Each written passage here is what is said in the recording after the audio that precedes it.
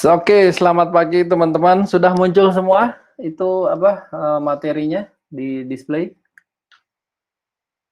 Sudah, Pak. Ya, terima kasih. Oke, Ya, sudah sudah, Pak. muncul. Ini ada dua file yang akan saya present untuk kita diskusi. Yang pertama adalah pemanfaatan dari ATM, Asynchronous Transfer Mode. Ini langsung dari ngambil papernya dari Telkom ya, Jateng dan area Jateng dan Semarang. Dia pemanfaatannya untuk apa saja secara based on practical. Kita lihat pemanfaatannya di layanan. Layanan.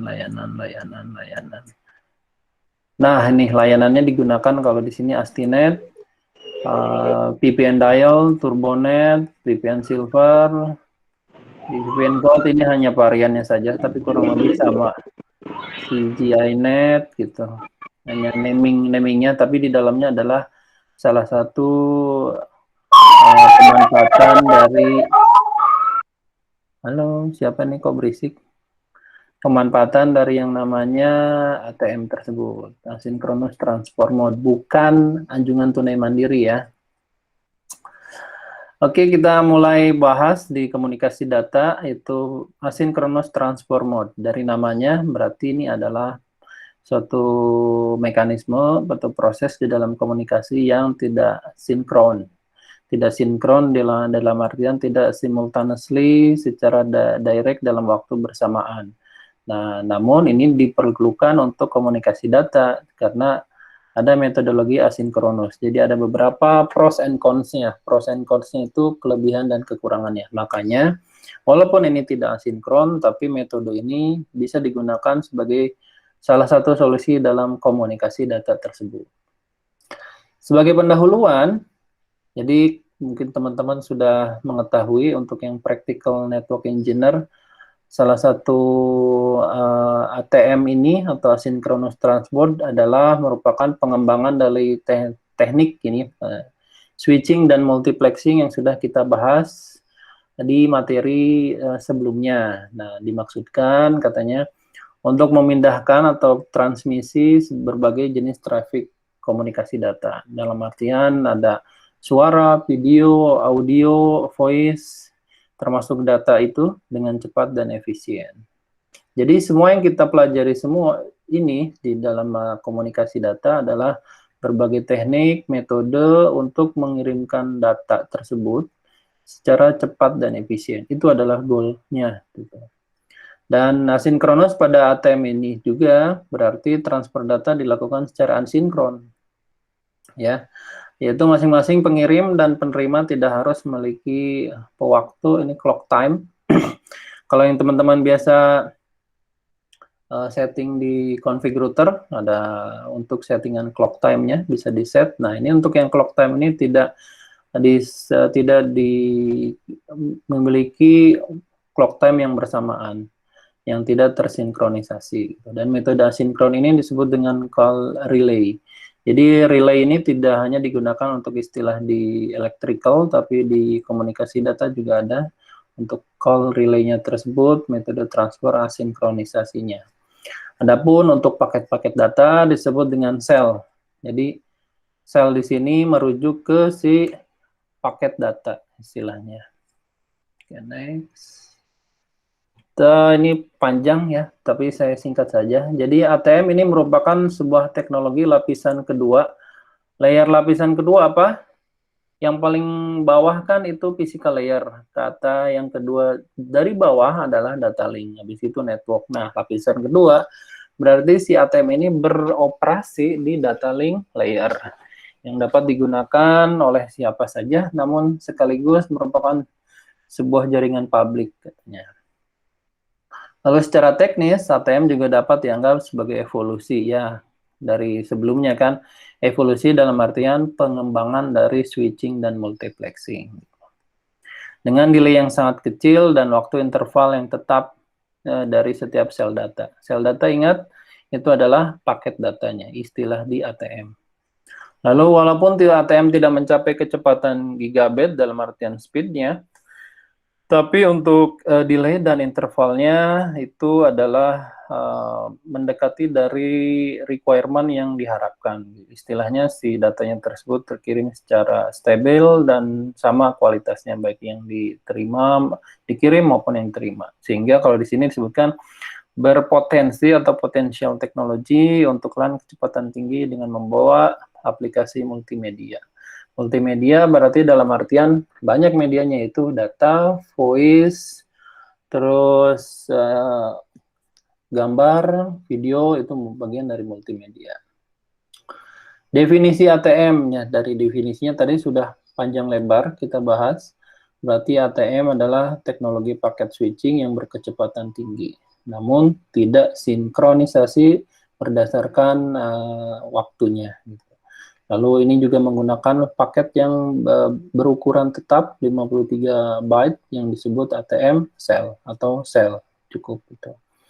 Karakteristiknya sama mengacu ke definisi sebelumnya bahwa informasi-informasinya, data di dalamnya ditransmisikan dalam bentuk si sel tetap yang berukuran 53 byte. Jadi dipecahnya itu si paket-paket datanya berupa 53. Sel tersebut diidentifikasi dengan cara memberi label pada header dari setiap sel. 53 byte ini dianalogikan sebagai hasil research dari para peneliti. Dalam artian ini sudah dipublikasi di ITTU, sehingga dari para pakar tersebut membuat kesimpulan bahwa untuk mempercepat proses asinkronisasi menggunakan paket sel 53 byte, gitu ya. Lalu sel-sel ditransmisikan berdasarkan urutan yang sudah disusun sebelumnya. Jadi nanti kita akan bahas juga ada yang namanya QoS, Quality of Service, di mana ada proses prioritas pengurutan juga di dalamnya. Lalu ini ada konsep ATM, ATM Asynchronous Transfer Mode. Yang kotak-kotak ini adalah si paket selnya, yaitu yang berupa 53 byte. Ini W itu berarti workstations, client side, atau berupa PC, berupa router, berupa switching ya. Ini. Lalu ada server nih, proses kirim lalu balik lagi gitu. Itu sama-sama untuk yang ini juga. Untuk yang mungkin yang model ini adalah untuk dikirimkan ke wide area network ataupun melalui jaringan publik. Proses kerja ATM protocol layer itu, nah ini juga yang paling bawah tadi saya sempat buat sebagai pertanyaan di forum. Nanti teman-teman bisa jawab di situ ya. Blok-blok, kita kembali ke ini materinya, blok-blok data dengan berbagai ukuran yang dihantarkan oleh pengguna dari lapisan tertinggi dihantar kembali ke yang namanya ATM adaptation layer. Jadi tetap di dalamnya ada mekanisme untuk proses adaptasi. Lalu setiap blok akan dipecahkan ke dalam beberapa blok data yang lebih kecil yang kemudian dienkapsulasikan menjadi 53 sel. Jadi walaupun sudah dipecah, dikembalikan lagi 53 sel agar bisa dikirim di dalam lapisan ATM tersebut. Oleh karenanya, si model referensi protokol melibatkan 3 taraf yang berbeda. Ada pemakai, ada kontrol, ada manajemen. Nah, sampai saat ini referensinya itu 3, tapi ini hanya berupa referensi. Kalau misalnya kita desainnya bisa menambah referensi, apa alasannya, atau kan ini referensinya terlalu banyak, bisa cukup 1 saja atau 2 saja. Nah, nanti dijawab oleh teman-teman di forum di Google Classroom ya. Untuk yang pemakai ini karena related dengan user, jadi tersedia untuk transfer informasi pemakai katanya bersama-sama dengan kontrol yang terkait. Lalu untuk kontrol berarti dia berfungsi untuk melakukan kontrol panggilan dan koneksi agar dia tetap stabil dan dari proses pengirimannya itu proses komunikasi datanya.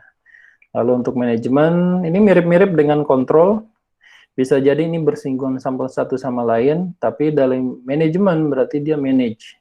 Kalau hanya kontrol kan bisa jadi lebih berfungsi untuk mengecek. Kalau manage, dia berarti end-to-end point, menampilkan fungsi manajemen yang berkaitan dengan sistem secara keseluruhan. Next, untuk keunggulan ATM ada beberapa, diantaranya kita singkat saja ya, otomatis menangani semua jenis traffic komunikasi, lalu dapat digunakan di LAN dan juga di WAN. Jadi kalau di LAN berarti istilahnya private network, hanya bisa diakses oleh workstation-nya saja gitu, internalnya saja, intranya saja. Kalau WAN berarti dia aksesnya menggunakan jaringan internet dalam artian gitu. Tapi untuk aman, makanya ada dibuat VPN juga, Virtual Private Network. Jadi aksesnya, tunnelingnya tetap di-secure. Dalam pembangunan LAN, penggunaan ATM juga menghemat biaya karena pemakai menghubungkan dirinya dengan sistem ATM LAN.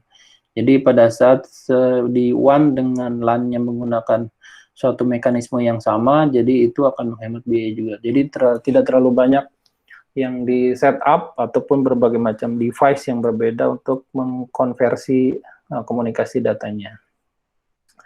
Selain itu juga dapat menggunakan adapter ini device untuk menyediakan kecepatan transmisi sesuai bandwidth yang mereka butuhkan. Ini mungkin mirip-mirip ke untuk dipercepat lagi setelah masuk ke LAN-nya gitu agar diaksesnya lebih cepat. Terus next, ini layer ATM.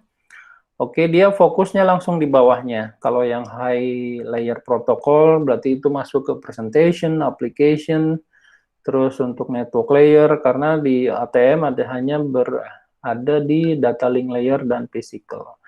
Dua ini berarti yang bawah nih, data link dan physical. ATM signaling, ini juga untuk proses signalingnya ada secara logical disebut virtual channel connections atau koneksi melalui saluran maya. Ada path connection yaitu logical group, beberapa PCC yang memiliki tujuan yang sama. Kalau path berarti ada node-node di dalamnya yang istilahnya connection the dot. Jadi mengkoneksi satu sama lain dari setiap path atau node jalurnya tersebut. Terus device, karena ini bicara device berarti bicara perangkat ya. Jadi jaringan ATM juga terdiri dari switch dan endpoint. Kalau switch berarti berfungsi untuk transit sel tersebut melalui jaringan ATM. Nah, beda halnya dengan switch. Kalau di endpoint berarti dia menerima sel yang masuk dari ATM endpoint. Dan ATM lain kemudian membaca dan memperbaharui informasi dalam header katanya. ATM endpoint juga berisi ATM network interface adapter. Contoh dari endpoint adalah seperti workstation, tadi sudah kita bahas di awal mula banget ya. Ada router, ada DSU, LAN switch, dan video codec. Gitu. Terus ini contoh dari ATM switch, mungkin sekarang sudah mulai berubah, bahkan teknologinya sudah kecil, tapi walaupun kecil device-nya, tapi dia bisa menabsorb dari speed yang lebih tinggi gitu untuk ATM switch. Ini arsitektur dari ATM switch dan endpoint, ada di middleware di tengah sebelum masuk ke WAN, lalu ada router lagi, sudah ada switch, ATM switch lagi, lalu masuk ke router. Ini ATM network interface, sama berhubungan juga dengan device, di mana singkat saja ya, jaringan ATM terdiri dari set switch yang hubungan dengan interface point-to-point ATM link, yang tadi nih, gambar yang ini, point-to-point dari yang ATM switch, masuk ke ATM switch di ujung sebelah sana, gitu. Lalu tergantung apakah switch terletak di tempat pelanggan atau di tempat umum dan dioperasikan oleh telepon, jadi itu juga berhubungan. Kalau teleponnya telepon intra berarti itu di private network. Kalau misalnya teleponnya adalah telepon umum, misalnya jaringan telkom misalkan, itu berarti masuk ke public area. Dan public area berarti harus di-secure juga datanya, komunikasinya, agar tidak ada jamming atau interception. Lalu di samping itu juga terdapat spesifikasi tambahan seperti broadband intercarrier interface, di mana BC ini menghubungkan dua switch publik dari penyedia layanan yang berbeda. Namun pada kenyataannya tidak hanya bisa mengabsorb dari dua switch. Secara arsitektur pasti di dalam sebuah jaringan, bahkan untuk small home medium interface saja, itu tidak hanya melibatkan 2 switch public saja, pasti akan ada lebih dari 2 switch public, kecuali dia memiliki kantornya hanya misalnya Jakarta, Surabaya saja. Tapi kemungkinan kan pasti ada, dengan apalagi dengan kondisi semacam pandemik ini ya, banyak virtual, jadi dia pasti akan melibatkan network yang luas dan pasti tidak hanya 2 switch public yang dioptimalkan. Ini ada format header, sel ATM, ini formatnya. Mungkin gambarnya kurang jelas, ya memang ini ada payload dan lalu ada header. Ini dari format header di dalam sel ATM tuh, kurang lebih gambarnya seperti ini. Ini ada, next ke ATM networknya. Mirip yang tadi sebelumnya, gambar ini, arsitektur ATM switch dan endpoint. Kalau ini lebih ke gambaran secara LAN-nya di ATM network cable. Jadi diilustrasikan di sini nih, di tiap masing-masing dia sebagai switch-nya. Ini ada menggunakan WAN-nya, wide area network-nya, ATM network backbone-nya. Gitu. Semuanya menggunakan sama, komunikasi datanya menggunakan ATM di layer data link tersebut. Lalu ATM sebagai jaringan kinerja yang tinggi, ini ya, ini kurang lebih sama, ini hanya gambarnya secara building manajemennya saja. Ini ada public ATM network, lalu masuk ke router untuk di lantai 1. Terus ini langsung connect ke ini di lantai 2-nya, ada router 1 lagi, ada ATM switch, lalu di spread lagi, ada PC, ini berupa data, ada voice atau video. Kita masuk ke QoS, Quality of Service. Jadi Quality of Service pada ATM dapat diatur dan ditetapkan pada tahap koneksi menggunakan parameter seperti delay, jitter, delay, dan tingkat error rate, kesalahan ya, berdasarkan aplikasi dan jaringan pada saat koneksi. 2 prioritas yang lalu lintas digunakan, intinya ada prioritas tinggi dan prioritas rendah. Kalau prioritas tinggi berarti itu harus segera dikirim. Kalau prioritas rendah itu berarti yang diterakhirkan gitu dari dalam si proses ke pengiriman datanya. Lalu ATM juga meskipun bukan jaringan broadcast, ada multicast. Jadi ya kalau broadcast ke semuanya, kalau multicast berarti mirip-mirip dengan broadcast tapi ada selected dia. Digunakan untuk aplikasi seperti suara dan video conferencing. ATM bekerja pada model topologi stars, bintang, dengan menggunakan FO atau kabel yang biasa, twisted pair. ATM pada umumnya juga menggunakan 2 atau lebih LAN yang banyak dipakai oleh ISP. Internet Service Provider, contohnya ya seperti Telkom itu sendiri, ada First Media, ada Republik, itu adalah merupakan bagian dari yang namanya ISP di Indonesia untuk meningkatkan kecepatan akses internet untuk klien mereka. Jadi tetap semuanya menggunakan QoS juga. Selain itu juga ada teknologi yang dipilih bahwa layanan ini sudah tadi dibahas, ada BISDN juga pada teknologi ATM. Dan ATM juga menyediakan teknologi untuk membangun jaringan yang cocok bagi konsumen, ini custom. Jadi yang disebutkan di bawah nih apakah pakai frame relay atau apakah X25, jadi dia intinya mah dia bisa support istilahnya tergantung dari kebutuhan konsumen. Kalau frame relay berarti dia ada kode DLCI di dalamnya, itu setiap code dari node-node branch office-nya dia menggunakan frame relay, ataukah menggunakan protokol X25. Nah saat ini sih kemungkinan sudah jarang ya untuk X25 setup-nya, karena ini protokol lama gitu.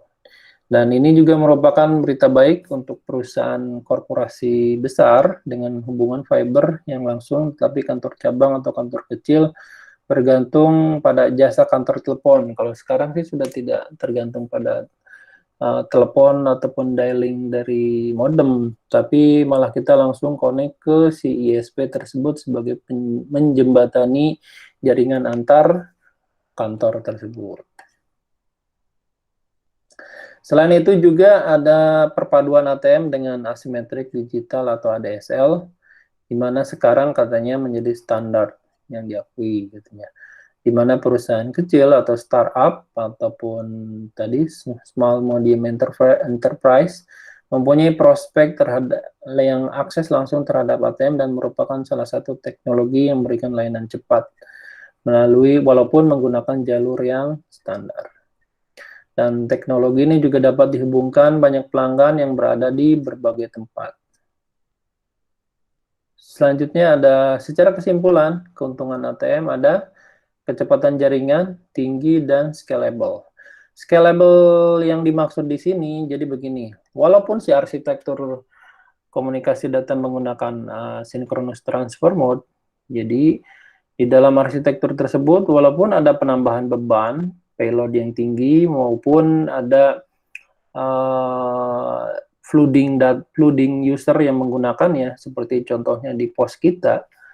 Jadi scalable tersebut dia dapat mengabsorb ataupun dapat menyesuaikan gitu. Jadi tidak langsung down si framework tersebut, si komunikasi datanya. Itu makanya disebut scalable gitu. Ya, kalau misalnya tidak scalable, berarti kebalikannya. Dari awal terlihat bagus arsitektur sebuah jaringan. Manakala misalnya kantor Mas Apandi nih, di kantornya, manakala ada banyak karyawan baru atau banyak tamu masuk ke kantornya dan menggunakan wifi internet di kantornya, lalu wifi internet di kantornya langsung drop. Itu berarti tidak scalable jaringannya. Kalau misalnya scalable, walaupun internetnya banyak user yang gunakan, tapi di dalamnya ada load balancing sehingga hanya koneksinya sedikit down, tapi tetap semuanya bisa diakses gitu. Hanya sedikit turun saja misalnya bandwidth-nya, tapi semuanya bisa mengakses. Tapi untuk scalable ini luas sekali penjelasannya ya, tidak hanya untuk masalah di ATM saja. Semuanya juga banyak faktor yang berperan dalam hal agar suatu jaringan komunikasi ini bisa scalable. Lalu untuk yang kedua, dimungkinkan penerapan quality of service. Tadi yang sudah kita bahas. Jadi keuntungan ATM juga bisa untuk menerapkan QoS. QoS berarti kuncinya ada proses prioritas dan ada untuk yang perihal menggunakan parameter delay, jitter delay, dan error rate itu. Jadi bisa diantisipasi sebelumnya. Terus untuk kemampuan integrasi dan legasi sistem, berarti sistem yang sudah ada sebelumnya, yang sudah firm dari awal, dia sudah running gitu. Lalu dia juga bisa support untuk jaringan multimedia. Lalu kemampuan integrasi dengan teknologi lain. Nah, manakala perusahaan pasti kan selalu ingin berkembang, ingin mengupgrade baik software maupun hardware ataupun komunikasi data dengan perusahaan lain. Nah, manakala ada proses komunikasi ataupun integrasi sistem, misalnya kantor A, dia menggunakan frame relay, namun di ujung sebelah sana bukan frame relay yang teknologi yang digunakan. Nah, dengan ATM ini diharapkan dia tetap bisa integrasi dengan sistem lainnya. Lalu kerugiannya, ini cenderung biayanya masih relatif tinggi, tapi ini ada kata-kata relatif ya. Jadi berarti setiap perusahaan pasti mempunyai kapabilitas budget yang berbeda-beda. Belum lagi kalau misalnya dari setiap ISP itu menawarkan paket data yang menarik juga, pasti ini unsur relatif ini akan berbeda tergantung dari point of view masing-masing. Lalu selanjutnya ada kompleksitas yang tinggi. Jadi dengan ATM karena adanya integrasi dengan teknologi lain, jaringan multimedia, integrasi ini cenderung ada kompleksitas yang lebih tinggi. Dan ini juga sedikit banyak ini relatif. Meskipun kompleksitas lebih tinggi, tapi kalau kita setupnya untuk yang sekadar jaringan sederhana saja, berarti ini juga masih relatif. Jadi tidak selalu harus dalam ATM itu kompleks. Bisa juga sederhana. Oke, ini slide terakhir. Ini pada kali ini mengenai pembahasan ATM. Sebentar ya, sebelum kita masuk ke question and answer, saya stop dulu record.